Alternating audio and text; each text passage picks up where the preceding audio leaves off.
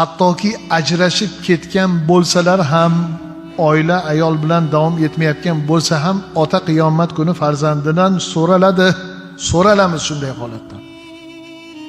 Bir g'alati holatni ko'rib, ajib deysiz, kuni kecha alimentini to'lamagan ota ko'rpani tagidan chiqib keldi, podulni tagidan chiqib keldi deydi. Mana shu holatlar bugun oralarimizda kimlardir. Bu men qalbdan, o'zimni ichimdan chiqib gapiryapman. Bu mavzuda yo'q bu narsa. Bolada aybi yo'q.